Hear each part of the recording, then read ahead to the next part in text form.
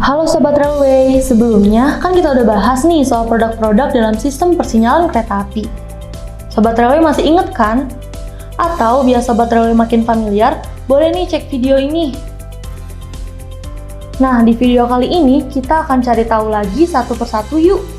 Tapi supaya informasinya lebih lengkap dan jelas, kita akan ngundang langsung dan tanya-tanya ke narasumbernya nih. Penasaran narasumber kita siapa dan apa produk yang akan kita bahas? Yuk simak video berikut.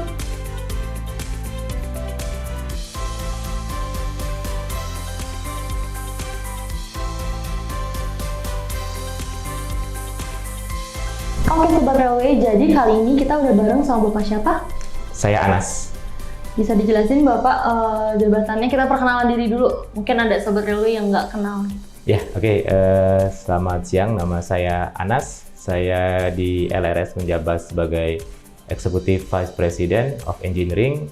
Saya sudah berkarir di dunia perkereta apian ya, sejak masuk di PT LN Industri di 2009. Sampai sekarang alhamdulillah masih diamanahkan di LRS untuk menjadi EVP Engineering. Saat awal masuk LRS itu di posisi apa Pak? Ya dulu itu selepas saya kuliah, saya jadi software engineer, membuat programming untuk sistem interlocking LAN. Waktu itu kita masih pakai berbasisnya industrial controller. Dari tahun 2009? Dari 2009 langsung. Artinya dari sebelum LRS? Ya, dulu belum LRS belum spin off ya. Kita masih di bawah LAN, dulu masih jadi unit bisnis. Setelah itu 2012 ya kita spin off jadi LRS. Berarti kalau ditotalkan dari awal kita mundur ke belakang, LRS itu udah berkontribusi selama berapa tahun untuk di sistem persinyalan kereta api? Mungkin kalau ngomongin kontribusinya LRS kemudian LAN ya, LAN sendiri sudah banyak portofolio di dalam dunia persinyalan. Itu senior-senior kita di PT LAN sudah sejak 2001 ya. Jadi kurang lebih 2001, sekarang 2023 ya, udah hampir 22 tahun ya. 20 tahun lebih berarti bergerak ya, Pak, ya? di dunia railway di Indonesia gitu. Dan gak cuma di Indonesia ya, cuma ada juga yang di regional, ada di Singapura, ada yang di Bangladesh, dan ada yang di Filipina. Di mancanegara pun ada berarti? Yes, regional. Boleh dikasih tahu nggak sih Pak, kira-kira apa sih produk unggulan nih dari LRS selama lebih dari 20 tahun itu? Ya kita sebenarnya core-nya PT LAN dan industri ya setelah pin off itu kita di Signalwing, kita ada berbagai produk untuk jadi produk solusi sistem ya yang akan digunakan untuk menjamin pergerakan kereta api. Ada dari mulai signaling, kemudian kalau ada scoop subsystem power dan elektrifikasi kita juga masuk di sana, telekomunikasi. Kemudian untuk skop kerjanya kita mulai dari desain, instalasi, dan sampai commissioning.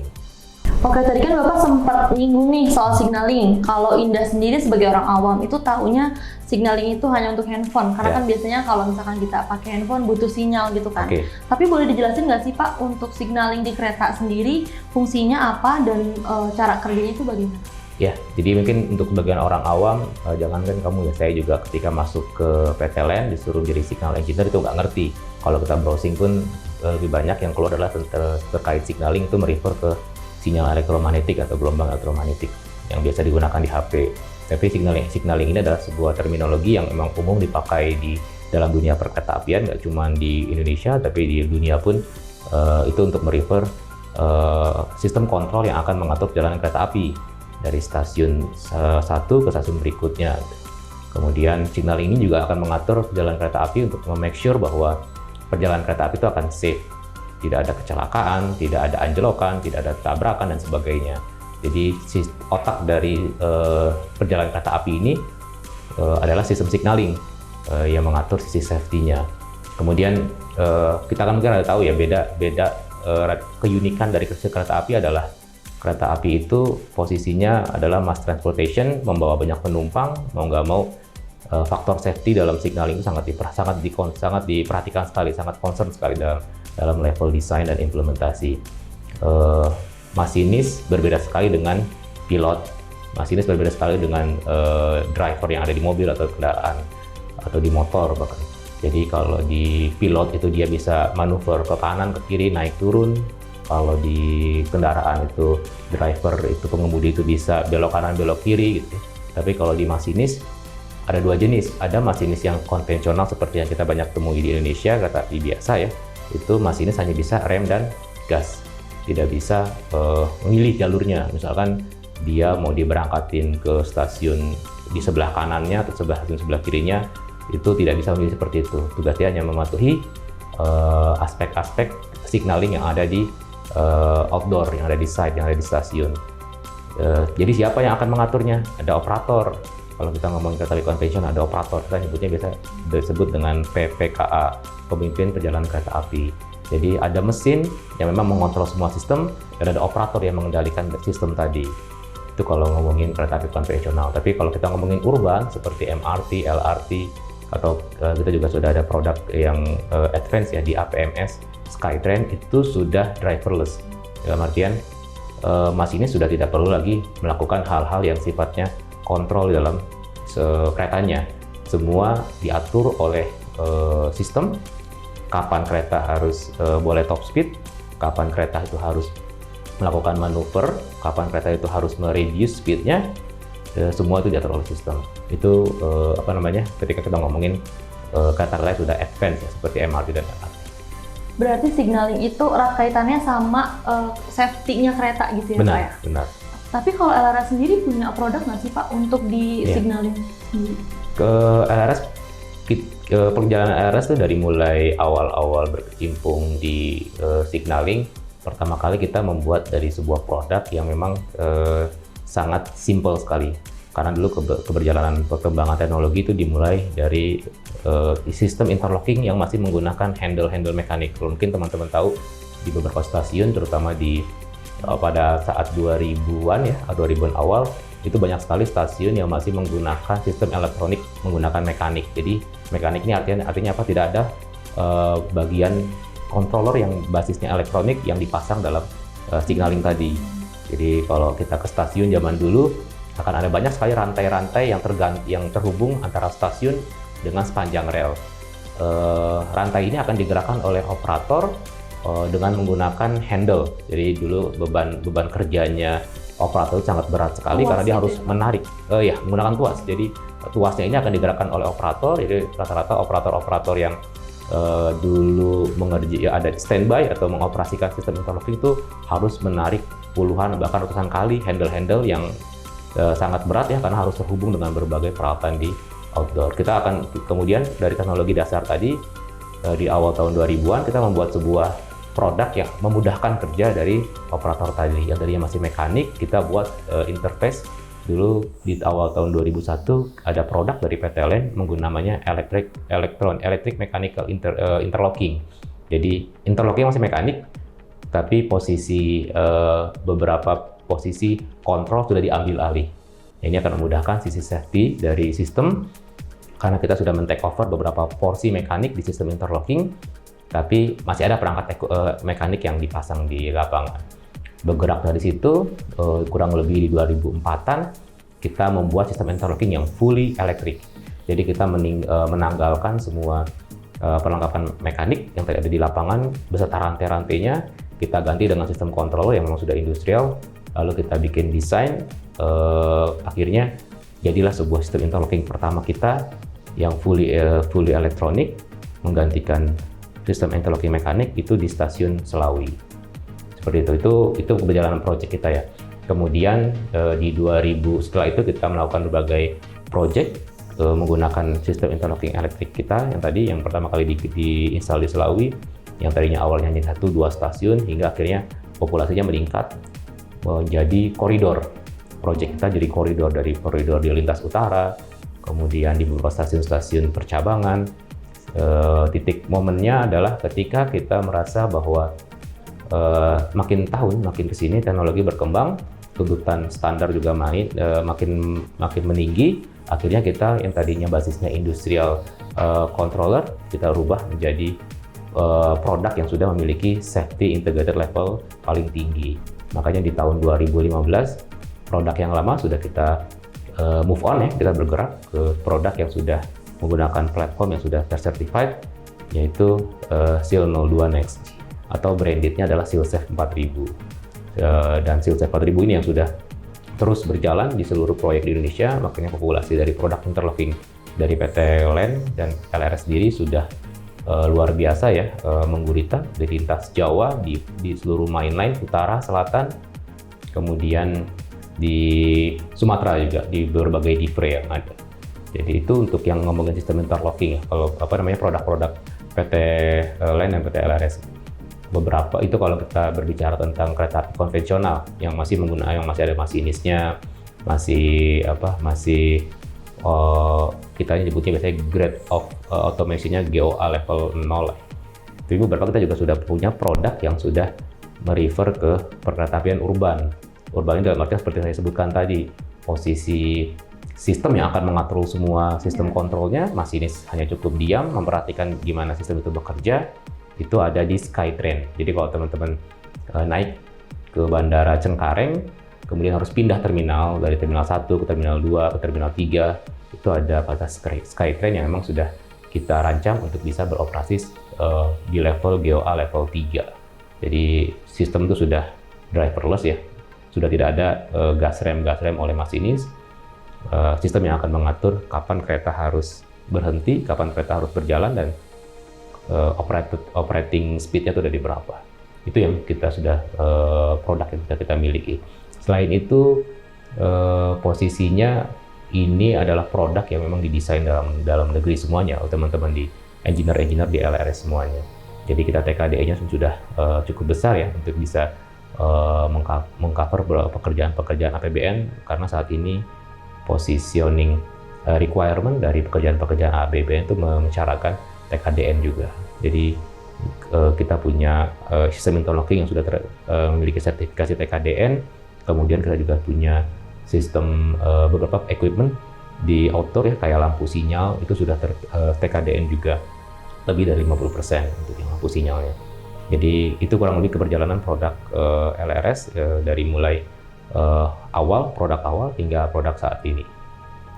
Oke, tadi kan disebutin kalau misalkan produk yang dihasilkan LRS itu memiliki TKDN. Nah, bisa dijelasin nggak sih Pak? Mungkin ada beberapa sobat railway yang nggak tahu TKDN itu tuh apa dan seberapa penting sih itu untuk ada di produk-produk yang disebutin tadi?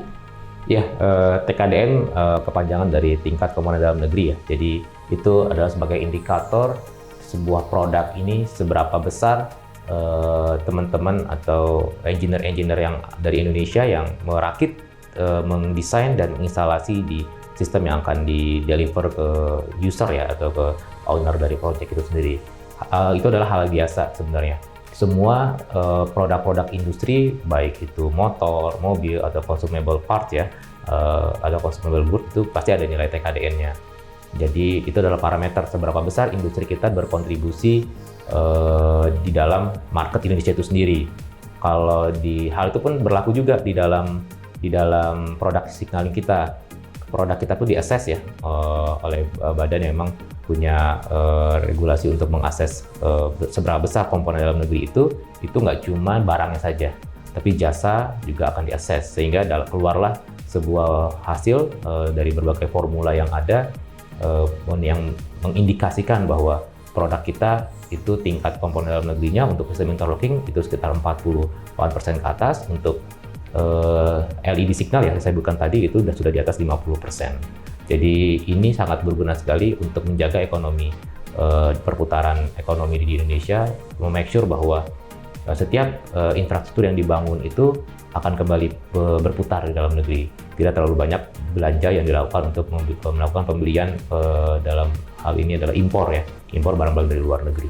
Jadi mungkin seperti itu gambaran tentang TKDN. Oke, termasuk di sistem interlockingnya sendiri tadi udah ada TKDN-nya Pak ya? Yes, jadi nggak cuma karena posisinya adalah saat kita men-assess ya, kemudian keluarlah hasil dari Departemen Perindustrian berapa nilai kita, itu parameter produk yang kita assess untuk di assess TKDN itu sistem interlocking dan beberapa equipment yang terkait dengan perlengkapan persinyalan tadi. Oke, balik lagi ke sistem interlocking yang tadi disebutin. Tadi kan Bapak sempat bilang SIL 01, SIL 02, terus SIL SAFE ya. Benar. Nah itu bisa disebutin nggak sih Pak? Itu tuh apa dan bedanya apa gitu? Ya, perjalanan kan teknologi kan berjalan sangat cepat ya. Jadi ini perjalanan teknologi baik itu kecepatan dari spesifikasi dari hardware, kemudian dari software itu meningkat.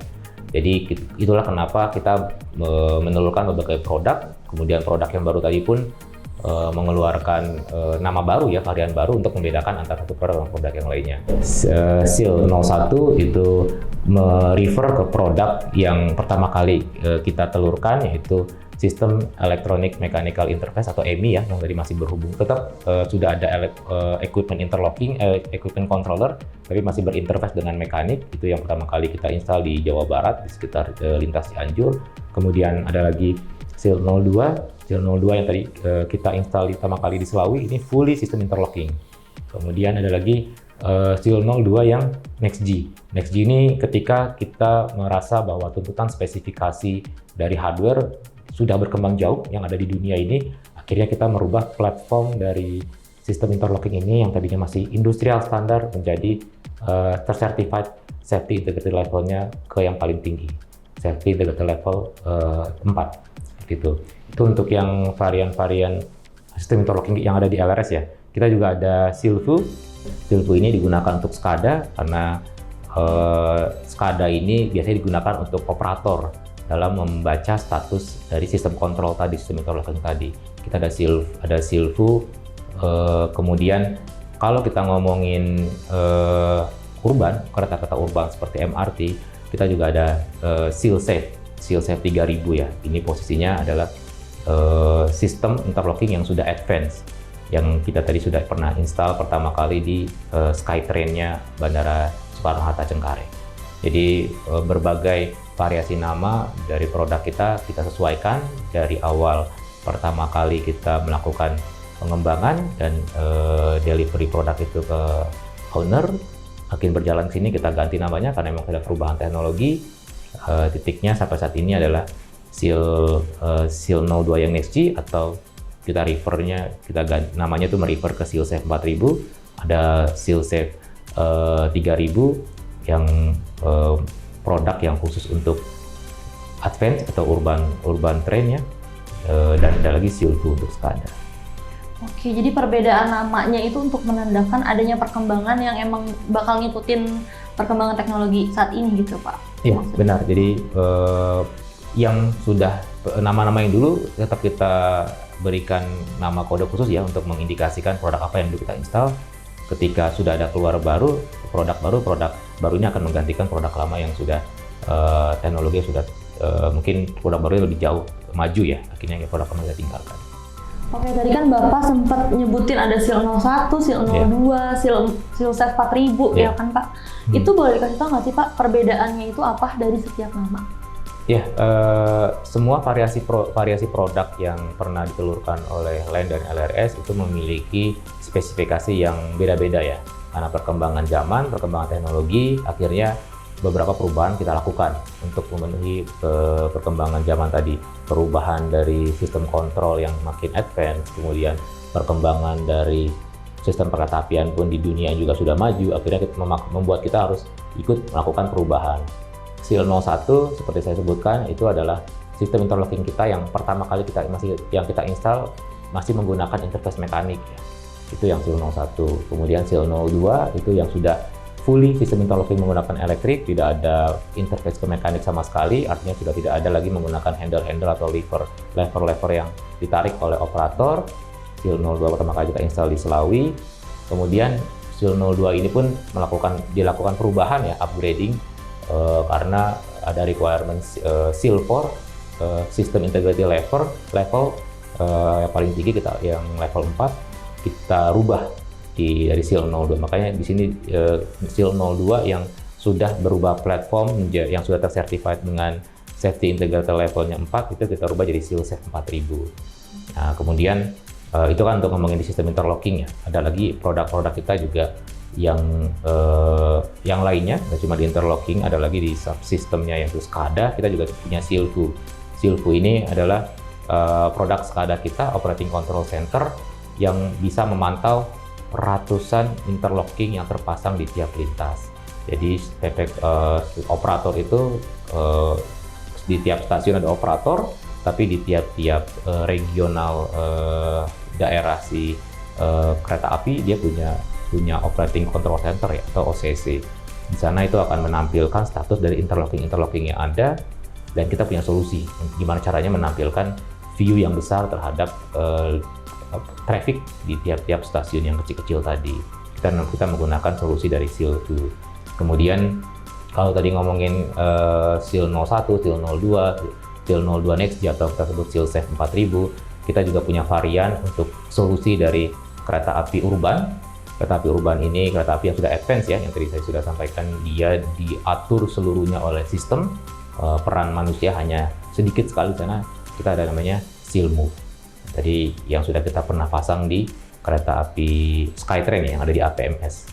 Mungkin seperti itu variasi-variasi. Ada juga untuk beberapa solusi di lapangan seperti LED signal, itu kita nyebutnya SEAL Track. Jadi ada varian SEAL Safe yang related ke interlocking mainline atau konvensional, ada SEAL 2 yang related ke sistem SCADA, ada SEAL Track yang relatednya ke equipment yang ada di outdoor. Seperti itu. Oke. Kalau dulu kan Bapak sempat jelasin operator itu harus narik tuasnya kan. Cuman setelah ada SEAL ini, jadi operator nggak perlu untuk narik tuas lagi. Jadi memudahkan kerja operator juga dong ya? Ya, yang di-improve nggak cuman gimana cara operator dalam menjalankan sistem kontrol atau sistem persinyalan ya. Dulu masih menggunakan tenaga, dia harus menarik lever yang terkoneksi ke seluruh jaringan rantai yang ada di tiap stasiun. Bayangkan ada rantai yang terkoneksi dengan stasiun jaraknya 1 km, kebayang berapa beban tarikan yang harus dia tarik. Nah, sekarang kita gantikan dengan berbagai interface yang lebih elektronik, seperti misalkan tombol push button ya. Kemudian ada lagi yang merupakan sudah lebih maju, menggunakan layar basisnya komputer. Jadi dia sudah ditampilkan cukup ngeklik yang ada di tampilan yang ada di komputer. Kemudian nggak cuma pola operasi yang berubah ya, nggak cuma cara operator itu menjalankan sistem, tapi juga yang berubah adalah sisi safety-nya meningkat sangat tinggi sekali. Jadi dulu dengan sistem mekanik itu masih memungkinkan terjadi kecelakaan karena sistem mekanik punya keterbatasan. Tapi ketika kita sudah bergerak ke elektronik, fully electrical, posisi dari sistem akan lebih banyak sensor-sensor yang dipasang di sepanjang jalur. Jadi indikasi ke operator juga lebih jelas. Kemudian ada beberapa yang tadinya masih di sistem yang masih di ketergantungan dengan operator manusia berarti ya, sekarang sudah di take over oleh sistem kontrol. Jadi hampir meminimalisir potensi kecelakaan yang tadinya masih mungkin terjadi di sistem elektronik mekanik, sistem interlocking mekanik, sekarang sudah sangat minim sekali di sistem interlocking yang sudah electric base. Oke, jadi biasanya kita kalau misalkan naik kereta itu tiba-tiba taunya ya udah duduk, nyampe dengan aman dan nyaman gitu ya Pak. Benar. Tapi boleh dikasih tahu nggak sih Pak, si SEAL ini tuh biasanya terletak di sebelah mananya stasiun gitu? Ya, memang kerjaan dari signaling itu nggak terasa ya. Tapi jarang orang awam bisa melihat ini sebenarnya kereta api ini, jarang juga orang yang paham gimana secara kereta api ini berjalan.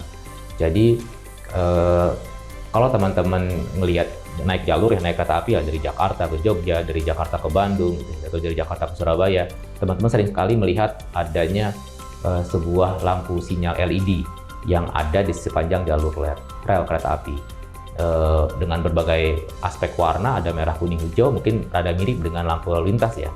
Lampu lalu lintas ada merah, kuning, hijau.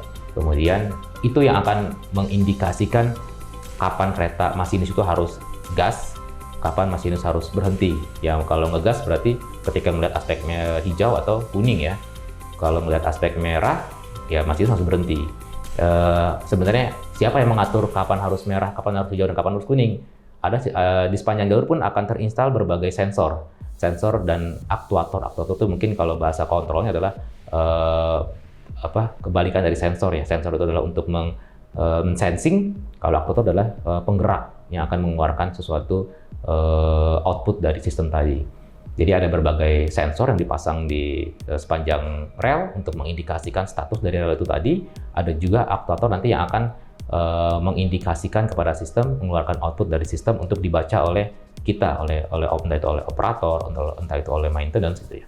Jadi nanti masinis akan kapan melihat kapan kereta itu harus merah, kapan kereta itu harus berhenti ya kalau ngeliat merah, kapan kereta itu harus bergerak ketika ngeliat kuning dan hijau, itu adalah sistem yang akan mengatur tadi dengan inputan dari berbagai sensor yang dipasang di interlocking. Di tiap stasiun itu ada equipment room. Kita pasti ada ngeliat equipment room, bentuknya kotak gitu ya. Itu tersimpan semua peralatan-peralatan signaling ditaruh di equipment room tadi dalam tiap rak. Nanti semua sensor yang ada di sepanjang rel akan terkoneksi dengan equipment room tadi. Equipment room tadi, di dalam equipment room tadi, semua kalkulasi, semua kondisi di lapangan itu akan di running oleh sistem interlocking, kemudian akan dikeluarkan indikasinya ke operator. Nah, kita disebutkan di awal ada PPKA ya, pemimpin perjalanan kereta api. Nanti pemimpin perjalanan kereta api ini akan melakukan tugasnya, melihat indikasi apa yang ada di lapangan, lalu bersiap untuk memberangkatkan kereta api dari stasiun satu ke stasiun berikutnya.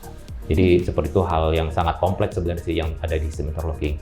Itu kalau kita baru ngomongin lokal stasiun saja ya.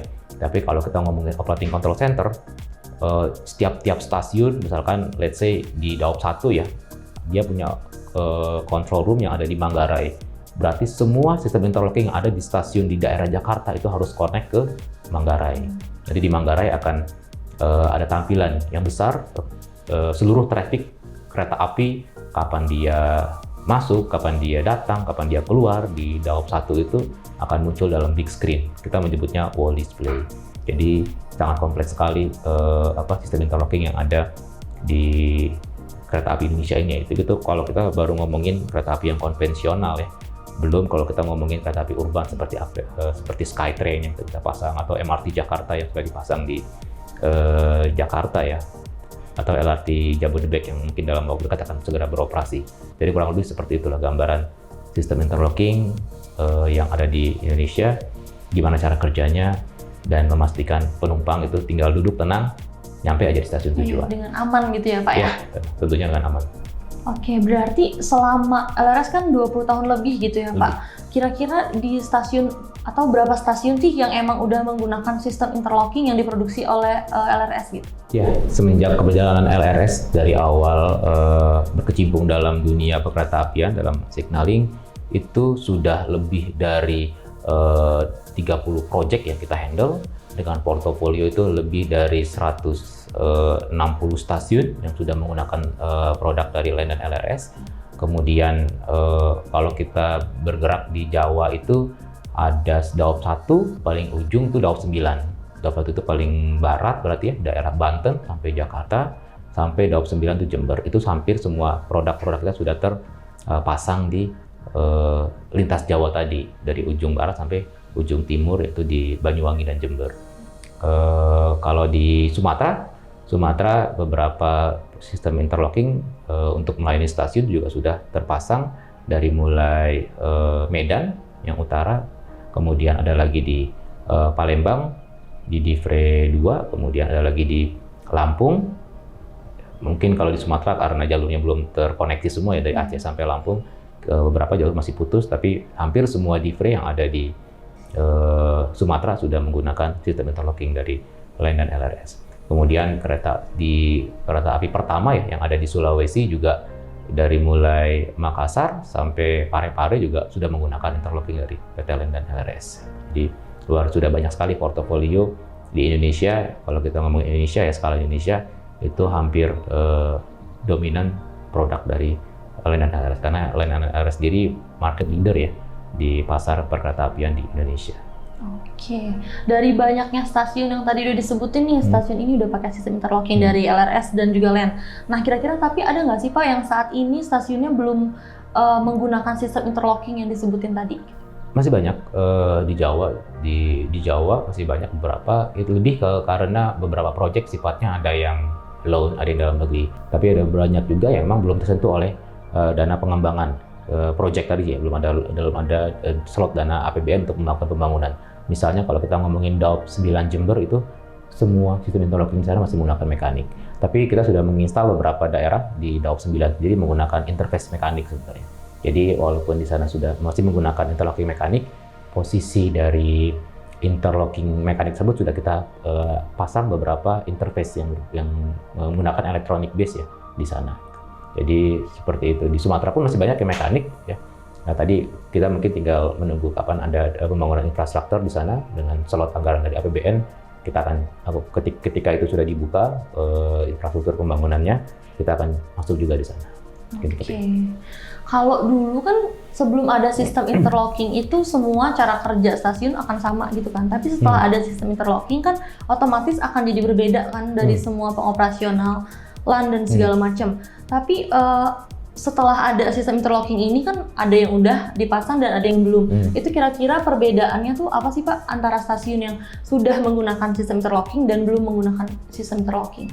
Ya, pertama yang pastinya ketika belum menggunakan sistem interlocking, mungkin hampir semua sekarang sudah menggunakan sistem interlocking, tapi mereka masih menggunakan yang paling dasar, itu mekanik ya, yang teknologi yang sudah paling jadul. Kebanyakan teknologi mekanik ini kan di peninggalan Belanda ya.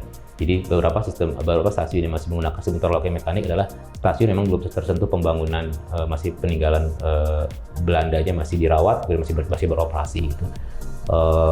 Dan kebalikannya, stasiun yang sudah menggunakan sistem interlocking sistem stasiun yang memang sudah tersentuh oleh pembangunan, kemudian sudah karena berbagai pertimbangan, misalkan penumpangnya banyak di sana, kemudian traffic keretanya pun padat, akhirnya ada slot pembangunan yang diberikan ke stasiun tersebut atau ke lintas tersebut. Biasanya sih yang paling signifikan selain pola operasi adalah sisi safety ya. Kebayangkan kalau misalkan stasiun sekelas Manggarai gitu yang crowded, yang saat ini juga sedang rame gitu ya, trafficnya sangat besar sekali, satu stasiun yang paling padat untuk kereta api, untuk lalu lalang kereta apinya masih menggunakan sinyal mekanik gitu. Saya yakin tidak bisa memenuhi beberapa kebutuhan dari penumpang ya ketika masih dipaksakan dengan sistem interlocking mekanik tadi.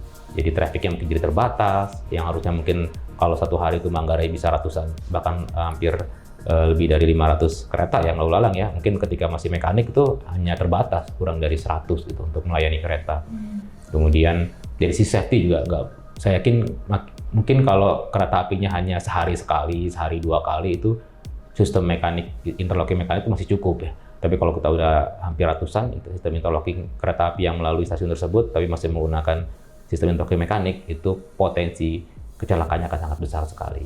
Jadi itu yang paling dirasakan kalau kita berbicara sistem interlocking mekanik versus sistem interlocking elektrik ya. Itu akan signifikan sekali perbedaannya dari sisi safety, kemudian sisi kapasitas lintas, kemudian pola operasi ya dari operator tadi yang akan menghandle dari stasiun. Oke, jadi dari sisi efektivitas dan safety-nya itu berbeda ya Pak ya? Meningkat jauh sekali. Oke, nah aku mau tanya nih, ini nanya ke Bapak, pertanyaan pribadi sebenarnya. Kan Bapak itu udah bergabung dari tahun 2009 kan berarti? 2009 ya. Nah kira-kira apa sih challenge terbesar yang kayaknya ini masih kurang gitu di perkereta apian sendiri supaya bisa lebih nyaman lagi ke depannya gitu? Ya, banyak masih hal challenging yang kita akan hadapi ya ke depannya ya. Pertama adalah kalau ngomongin keseragaman saja ya, keseragaman dalam artian masih banyak daerah-daerah yang saat ini masih menggunakan sistem interlocking mekanik. Mungkin karena pertimbangan anggaran ya, jadi belum semua di Jawa. Mungkin traffic paling besar kan kereta api itu di Jawa ya untuk penumpang ya. Itu masih beberapa daerah masih belum bisa tercover oleh sistem interlocking elektrik. Jadi mungkin pelan-pelan mungkin pemerintah akan menganggarkan sistem penganggaran untuk pembangunan sistem interlocking. Nanti pasti akan ketika sudah digunakan interlocking yang elektrik, kapasitas lintas akan meningkat. Dari kapasitas akan meningkat, kemudian ekonominya juga akan tumbuh ya. Yang tadinya mungkin kota-kota yang nggak terlalu rame, ketika ada pembangunan jalur kereta api atau jalur kereta apinya udah ada tapi belum banyak kereta apinya, makin lama pasti akan makin meningkat. Jadi perekonomian akan tumbuh. Itu harapannya sih dari ujung barat Pulau Jawa sampai ujung timur Pulau Jawa pun akan tercover dengan interlocking yang elektrik ya. Itu kalau ngomongin Jawa. Mungkin tantangannya nggak sebesar yang ada di Sumatera. Sumatera kita tahu sendiri posisi dari ujung Aceh sampai ujung Lampung itu belum ke cover, belum nyambung. Aceh pun ada sistem interlocking, ada jalur kereta api ya, tapi belum belum panjang gitu ya, putus, belum nyambung ke Medan. Medan pun hanya belum nyambung juga ke Riau, masih Medan sendiri. Kemudian ada lagi di Sumatera Selatan, belum nyambung sampai ke arah Lampung. Dan masih banyak daerah-daerah provinsi-provinsi di Sumatera yang memang belum punya jalur kereta api ya. Di sana itu sangat jauh lebih menantang daripada tantangan yang ada di Jawa. Kemudian Sulawesi ya, kita baru kemarin sudah beroperasi sistem kereta api yang ada di Sulawesi. Itu pun baru hanya segmented dari Makassar, Sulawesi Selatan sampai ke Parepare. Tapi kalau kita ngomongin Gorontalo, Palu, hingga ujungnya ke Manado, itu masih jauh sekali ya. Kemudian kita lihat Kalimantan, Papua, belum ada sama sekali jalur kereta api. Jadi kalau ngomongin sistem interlocking, tantangannya seperti itu. Semakin banyak jalur atau pulau yang di-cover oleh jalur kereta api akan semakin bagus, meningkatkan konektivitas ya antar pulau. Jadi ekonomi juga akan tumbuh, pergerakan orang pun akan lebih banyak, dan ujungnya nanti kesejahteraan masyarakat pun akan lebih meningkat. Itu baru ngomongin mainline kereta api konvensional. Kalau sudah sekelas Jakarta dengan tantangan kemacetan yang lebih besar, solusinya akan jauh lebih advance. Berarti kalau kita ngomongin Jakarta, sudah banyak kereta urban ya. Ada LRT Jabodebek yang sedang dalam pembangunan, ada MRT Jakarta yang sudah beroperasi, ada LRT Jakarta ya yang mungkin baru berapa kilometer. Itu pun tantangannya adalah gimana caranya menjaga konektivitas antar sistem transportasi yang ada di Jakarta. Dari KRL mau ganti ke MRT, dari MRT mau ganti ke LRT Jabodebek, dari LRT Jabodebek mau ganti ke LRT Jakarta. Tantangannya semakin besar dengan cost yang tentunya juga akan besar karena sifatnya sudah advance, tidak semurah ya dalam artian ketika kita mengerjakan proyek-proyek yang KA konvensional. Dan mungkin tahu juga saat ini semua tersentralize ya, kereta urban ada di Jakarta. Bandung belum punya, Semarang enggak, kemudian Jatim juga nggak ada, Jogja juga nggak punya, dan beberapa daerah-daerah yang harusnya sudah jadi kota besar ya. Solusi dari KA urban ini sudah menjadi solusi yang paling baik untuk mengurangi kemacetan dan mengurangi penggunaan kendaraan pribadi. Mungkin seperti itu tantangannya yang ada di Indonesia terkait kereta api. Oke, artinya masih banyak banget PR-nya ya Pak ya? Banyak sekali PR yang memang harus dihadapi karena selain tidak mudah ya melakukan pembangunan, cost-nya pun sangat besar. Jadi nilai investasi yang harus digelontorkan pemerintah untuk melakukan pembangunan cukup besar. Makanya proyek-proyek kereta api kebanyakan masih di-handle dari Kementerian Perhubungan. Itu jarang sekali, yang saya yakin jarang sekali ya, bukan nggak ada ya, yang sektor private yang mencoba untuk bisa membangun dengan nilai investasi besar itu. Karena memang ini adalah peran negara ya untuk membangun dan memajukan kesejahteraan masyarakat melalui sektor transportasinya. Terutama kereta api ya Pak ya? Yes. Oke. Nah, jadi Sobat Railway, itu dia tadi bincang-bincang kita bersama Bapak Anas tentang sistem interlocking. Jadi Sobat Railway udah tahu kan apa itu sistem interlocking dan fungsinya pada kereta api di Indonesia. Kira-kira ada yang bisa nebak nggak nih? Di video selanjutnya kita akan bahas apa? Jangan lupa komen di bawah. Tapi sebelum itu jangan lupa di like, komen, dan subscribe. Dan jangan lupa follow Instagram kami di @landrailwaysystem. Bye-bye.